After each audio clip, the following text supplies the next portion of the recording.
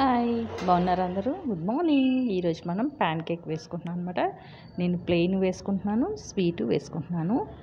Pan cake అంటారు. చిన్న చిన్న వేసుకుంటున్నాం. చిన్నపిల్లలకి చాలా ఇష్టంగా తింటారు మా పిల్లలైతే.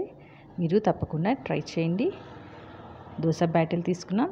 దాంట్లోకి సాల్ట్ యాడ్ చేసుకొని, కొంచెం కుకింగ్ సోడా యాడ్ చేసుకొని వేసుకుంటే ఇలాగా నార్మల్ ప్లెయిన్ ప్యాన్ కేక్ అవుతుంది, రెడీ అయిపోతుంది. దాంట్లోని కొంచెం బెల్లం వేసుకున్నాను అనమాట.